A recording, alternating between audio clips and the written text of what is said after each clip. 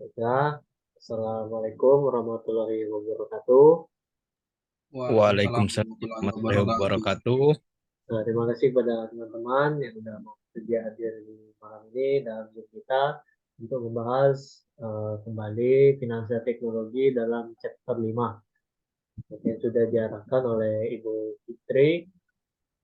Kita langsung aja untuk bagian subbab yang pertama, yaitu dengan nama Rewriting the Deal, jalan ke depan untuk rantai pasokan B2B dan seterusnya yang akan disampaikan oleh Irfan. Kepada Irfan saya persilakan.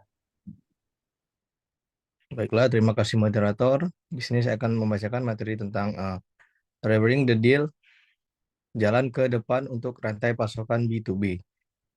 Inovasi telah memainkan peran besar dalam mengubah dinamika rantai pasokan B2B. Tantangan yang masih dihadapi dalam pembayaran B2B dan solusi fintech yang sedang dikembangkan untuk membatasi masalah ini. E-commerce B2B telah mengalami pertumbuhan yang sangat pesat, dengan nilai yang diperkirakan meningkat secara signifikan dibandingkan dengan B2C. Namun, ada perbedaan mendasar antara B2B dan B2C. Dalam hal kerumitan transaksi, partisipasi lebih banyak pemangku kepentingan dalam keputusan pembelian B2B, keberagaman saluran pembelian, dan skala transaksi yang lebih besar dalam B2B. Masalah pembayaran dalam rantai pasokan B2B. Masalah ini disebabkan oleh kurangnya fleksibilitas dalam metode pembayaran statis yang digunakan saat ini, yang membuat transaksi menjadi rumit, mahal, dan memakan waktu. Lebih dari 60% transaksi B2B memerlukan invertasi manual dan lebih dari 30% tagihan terlambat dibayar. Tantangan ini sebagai besar disebabkan oleh sistem yang kuno yang digunakan oleh bank-bank untuk mengirimkan uang B2B. Sistem ini terfragmentasi, kurang standar, dan tidak dapat mengatasi perubahan yang terjadi dalam transaksi B2B yang dinamis. Solusi fintech muncul sebagai jawaban atas tantangan ini.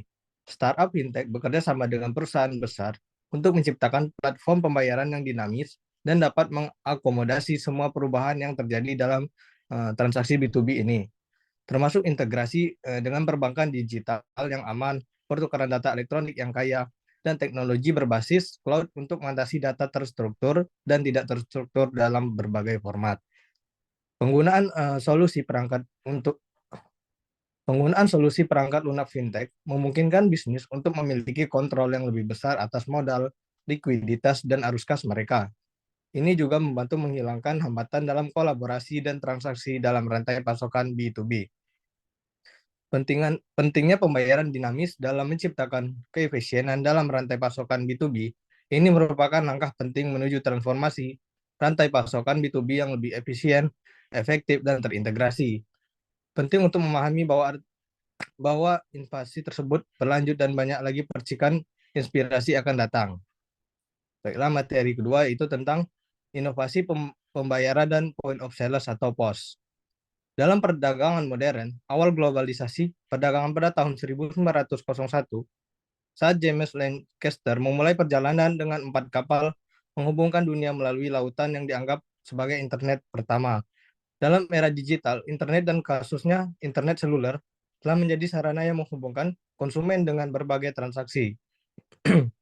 Namun, dengan begitu banyaknya informasi yang tersedia, sekarang adalah memahami, menghubungkan, dan memanfaatkan dengan baik. Situasi perdagangan telah berubah, dengan pedagang barang dan jasa digital semakin menggantikan toko fisik. Teknologi telah mengubah konsumen yang mencari pengalaman yang berkisar dari eksklusivitas hingga perasaan hangat saat berbelanja. Pentingnya pengalaman dalam perdagangan karena manusia terhubung untuk interaksi sosial. Peran bank dan pedagang dalam memenuhi kebutuhan konsumen ditekankan, termasuk personalisasi pengalaman pelanggan dan nilai tambah bagi pedagang. Selain itu, 3 pilar transaksi keuangan, yaitu pelanggan, bank, dan pedagang, serta tantangan yang dihadapi oleh bank dalam menghadapi perubahan teknologi. Kebutuhan pedagang untuk menciptakan keuntungan, menarik pelanggan baru, dan memenuhi keinginan pelanggan.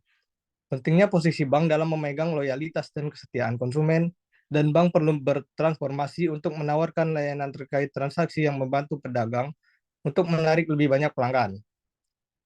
Baiklah, itu materi dari saya kembalikan ke moderator.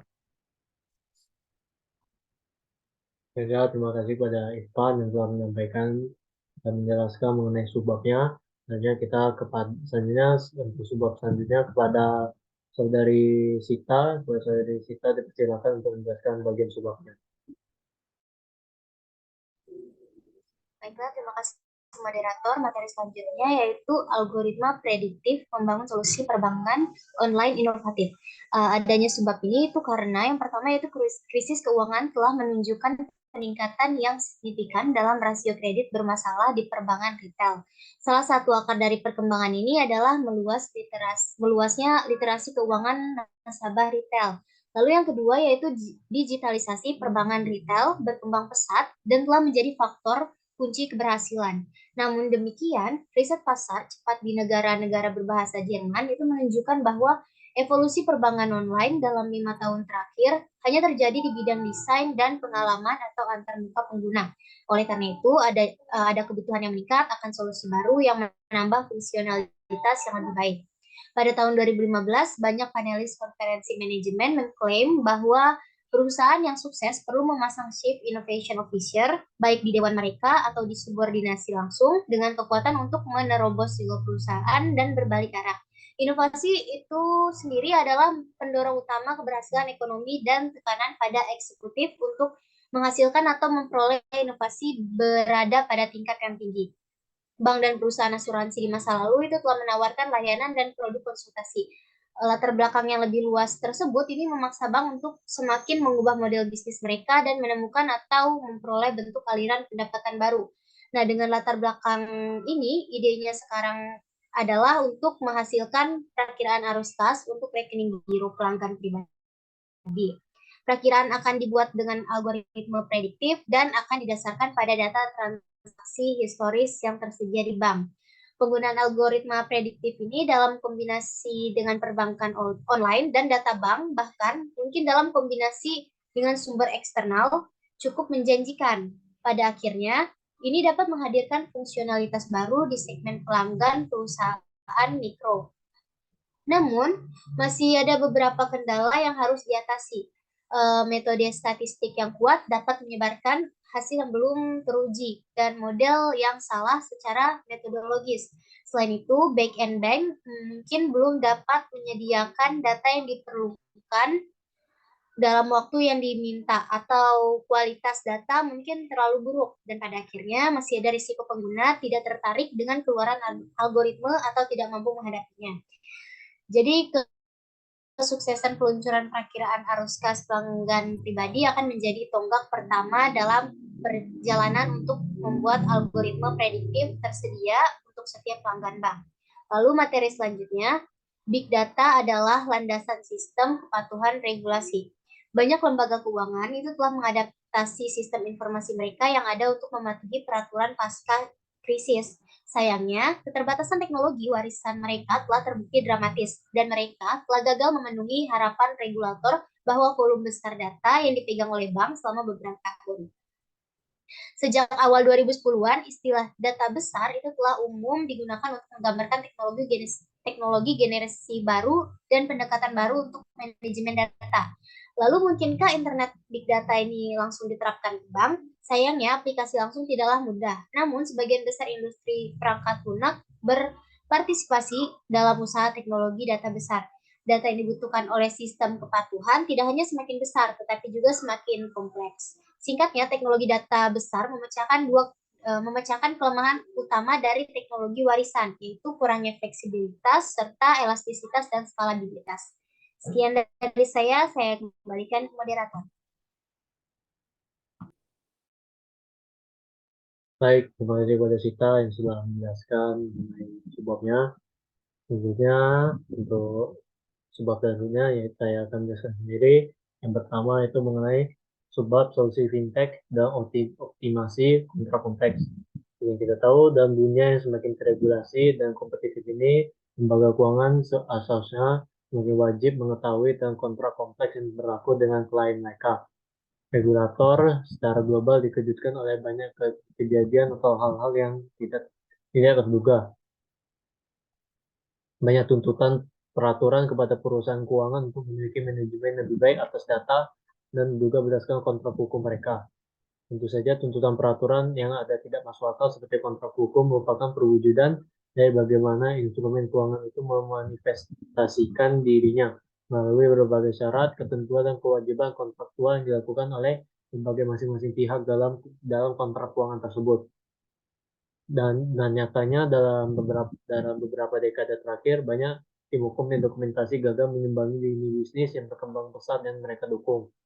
Hal ini sangat kontras dengan lini bisnis yang dengan sebenarnya berangkul inovasi untuk skala, sementara tim hukum dan berdokumentasi belum mengambil kesempatan untuk memberdayakan diri mereka diri sendiri dengan cara dengan alat, sistem, dan lain sebagainya.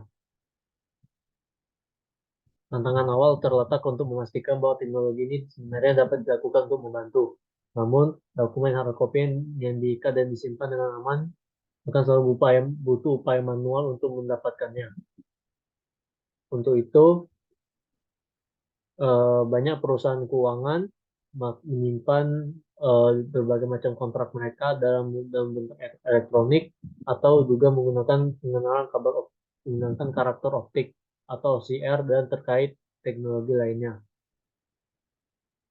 Menemukan kontrak itu sebenarnya hanya awal dari sebuah kegiatan mereka. Sementara pengacara masih mungkin skeptis dengan ide pencarian yang memberikan nilai setara dengan pelatihan dan keahlian mereka selama bertahun-tahun. Dan mungkin ada persamaan yang bisa ditarik dengan momen seperti kesuksesan perusahaan-perusahaan lain, komputer, dan lain sebagainya. Pendekatan fintech adalah penerapan model komputasi baru, menerapkan kemampuan interpretatif yang belajar dari data dan panduan manusia, beradaptasi dari waktu ke waktu saat pengetahuan baru diperoleh. Umpan balik positifnya yang bisa diberikan adalah memberikan akurasi data hukum yang juga memaksa tim hukum untuk mempertimbangkan kembali legalisasi mereka melalui lensa data. Pada akhirnya, kecuali perselisihan dengan rekanan, ini adalah dampak dari dokumen hukum yang telah dibuat oleh perusahaan keuangan, di mana ini juga mengubah pemahaman sebenarnya tentang sebuah instrumen keuangan. Baiklah, selanjutnya saya akan kembali menjelaskan tentang biometrik perilaku, era keamanan baru. Dunia ini sebenarnya yang dimana kita tempati sekarang ini sebenarnya sudah berubah, baik dalam kehidupan bisnis dan kehidupan pribadi kita, semuanya saling terhubung dan secara traktor berinteraksi dengan orang-orang dari seluruh dunia. Tentu kita semua mempunyai perangkat elektronik baik di dalam saku kita atau bahkan di dalam rumah kita.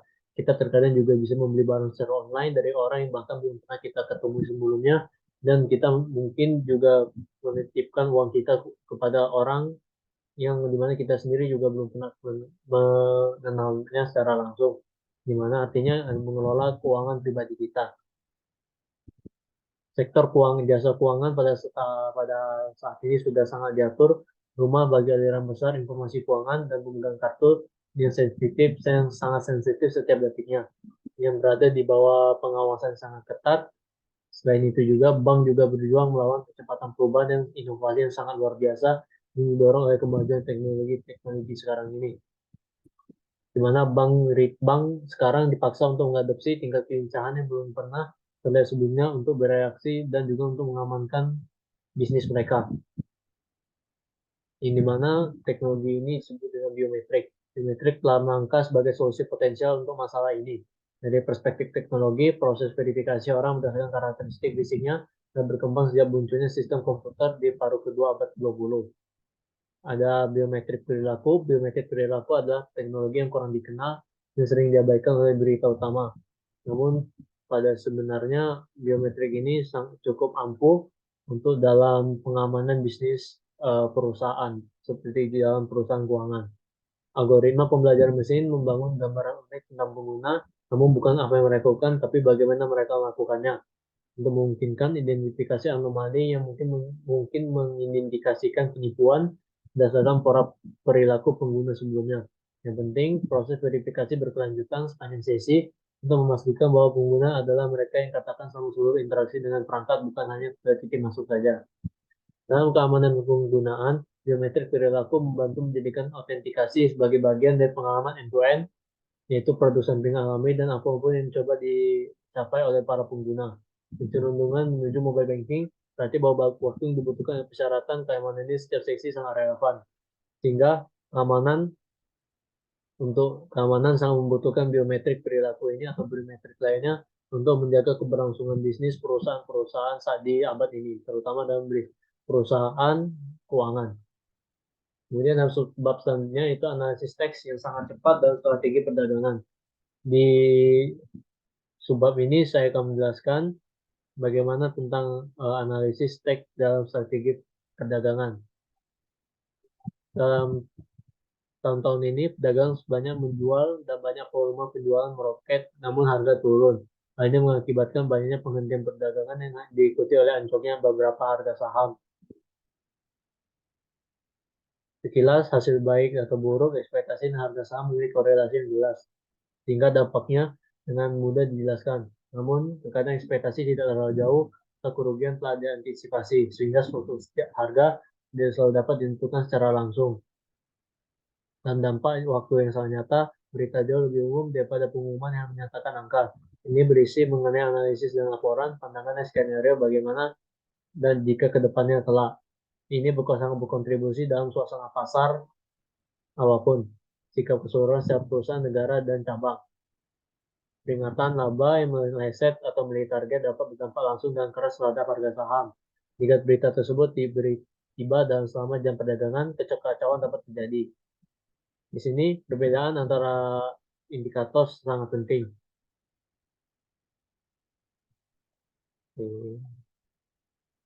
Mungkin sekian yang bisa saya sampaikan.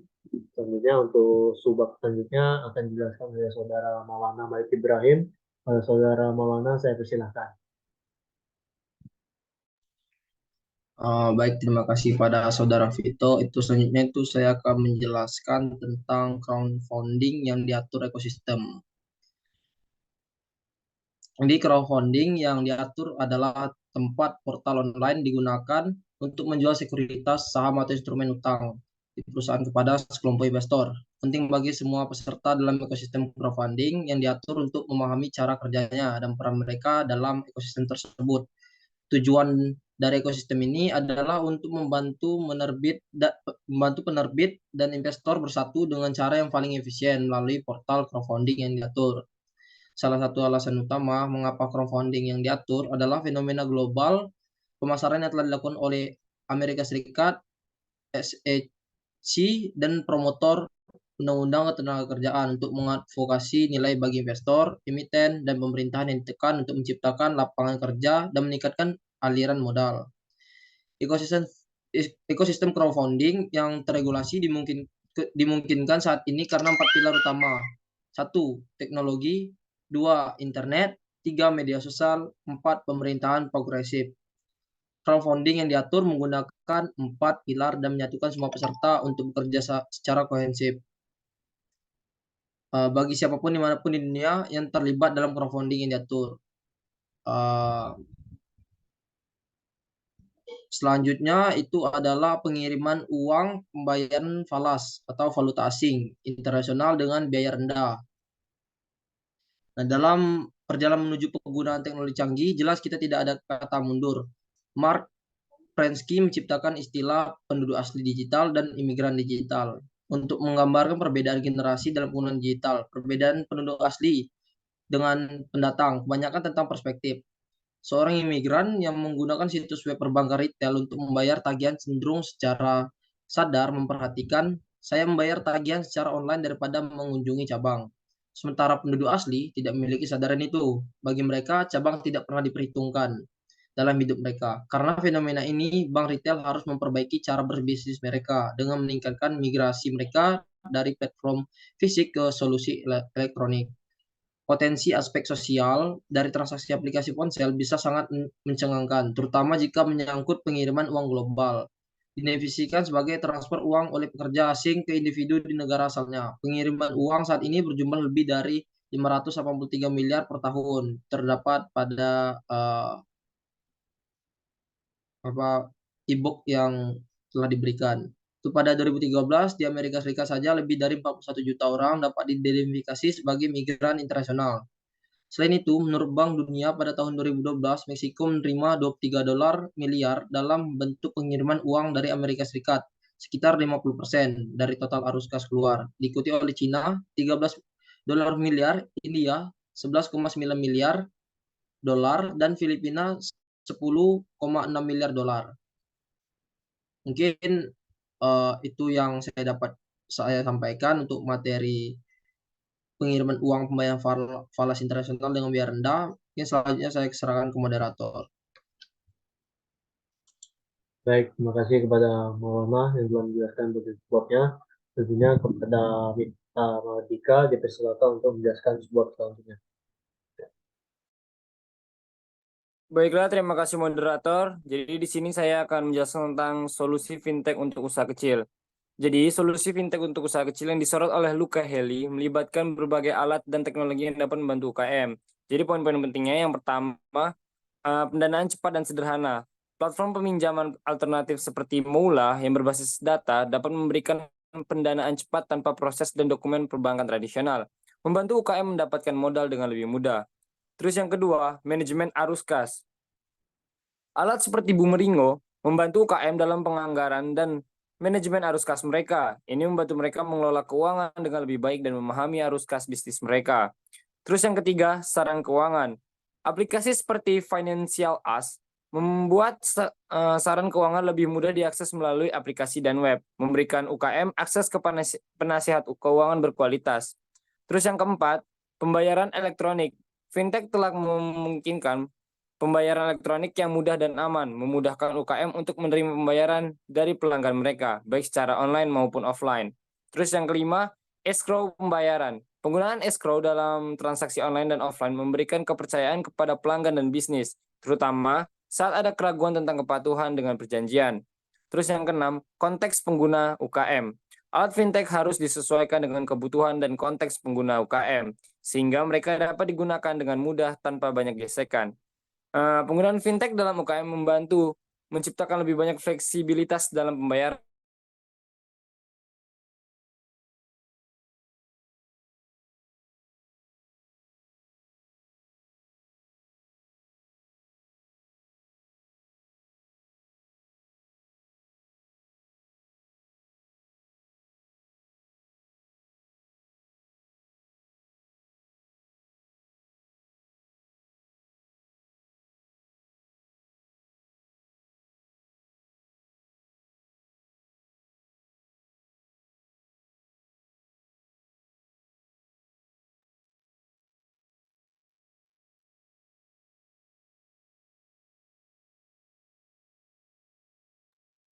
Pada saudara Mita Mahardika, apakah masih bisa melanjutkan presentasinya?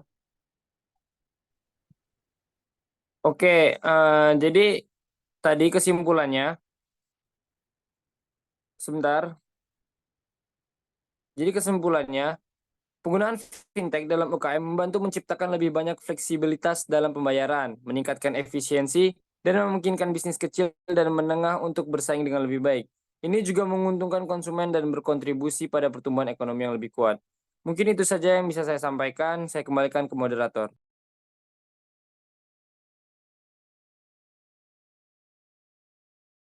Baiklah, terima kasih kepada saudara Mita Mahardika.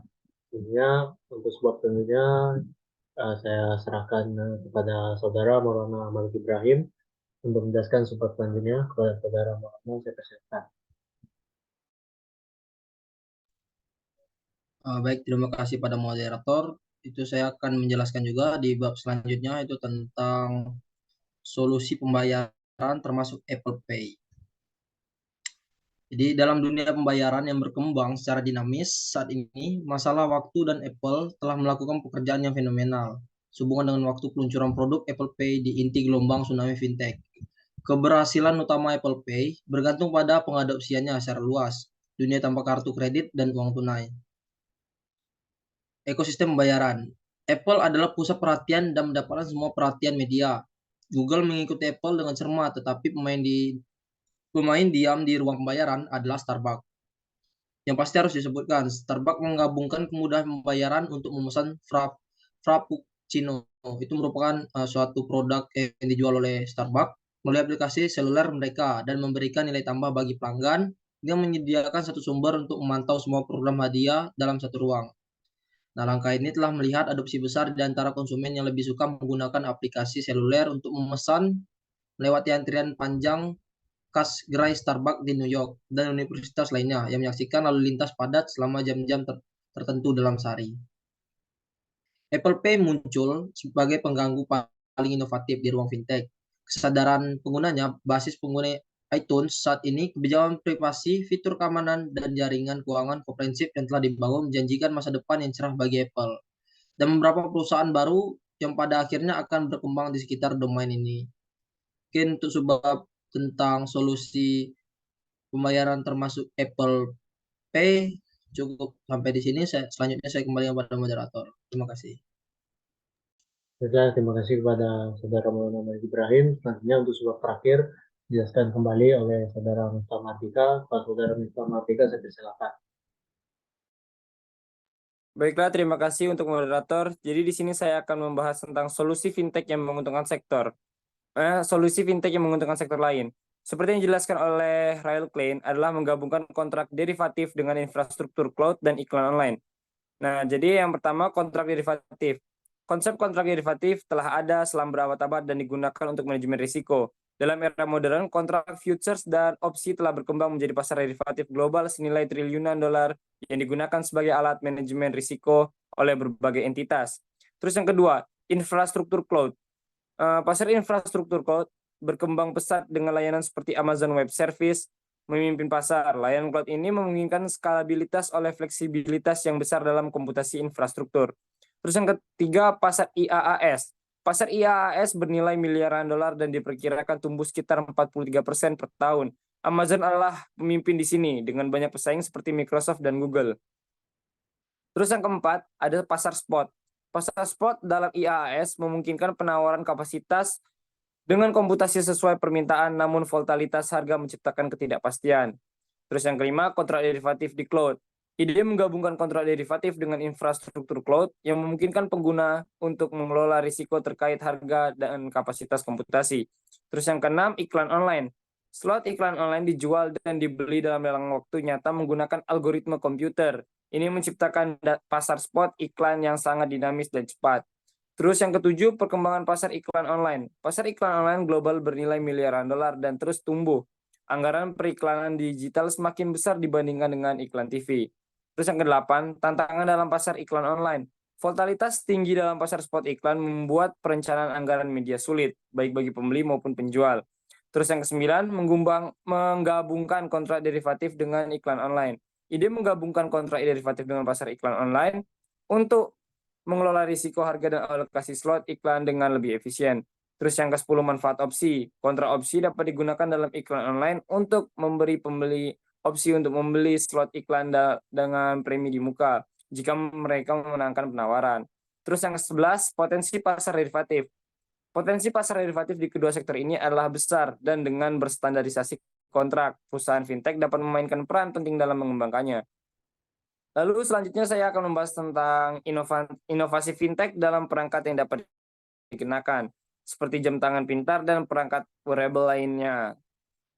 Telah berkembang pesat selama beberapa tahun terakhir. Perkembangan ini didukung oleh perkiraan pertumbuhan pasar yang sangat positif. Yang pertama ada pembayaran NFC. Nah, salah satu inovasi utama adalah penggunaan Near Field Communication atau disebut NFC untuk aktivasi pembayaran pada perangkat wearable. Terus yang kedua ada perangkat pembayaran multifungsi. Konsep perangkat pembayaran yang dapat melakukan lebih dari sekedar transaksi. Misalnya perangkat ini dapat mengukur detak jantung, memantau kadar gula, menghitung asupan alkohol, dan memberikan informasi tentang pengeluaran dan pengaruhnya terhadap keuangan pribadi. Terus yang ketiga, kolaborasi lintas industri. Untuk memastikan kesuksesan pembayaran NFC pada perangkat yang dapat dikenakan, diperlukan kolaborasi lintas industri. Terus yang keempat, permintaan konsumen yang meningkat. Tingginya permintaan konsumen untuk kenyamanan tertinggi dalam pembayaran mendorong perkembangan solusi pembayaran NFC yang dapat dikenakan. Terus yang kelima, potensi luas. Potensi pasar pembayaran NFC yang dapat dikenakan diprediksi menjadi besar, dan industri berusaha untuk memanfaatkannya sepenuhnya. Pada akhirnya, inovasi fintech dalam perangkat yang dapat dikenakan membawa perubahan besar dalam cara kita memandang pembayaran, perangkat pembayaran, dan solusi yang mendukung teknologi. Ini adalah tren yang diharapkan terus berkembang dan memiliki dampak besar pada industri keuangan dan gaya hidup konsumen. Mungkin itu saja yang dapat saya sampaikan. Saya kembalikan moderator. Baiklah, terima kasih pada saudara Mardika yang telah menyelesaikan sumber terakhir. Mungkin sekian dari presentasi online kita pada hari ini. Terima kasih pada teman-teman yang mau membersamai dari awal hingga akhir. Mohon maaf bila ada kesalahan tutur dan kata. Kepada Allah saya mohon ampun. Wassalamualaikum warahmatullahi wabarakatuh. Waalaikumsalam warahmatullahi wabarakatuh. Warahmatullahi wabarakatuh. Terima kasih.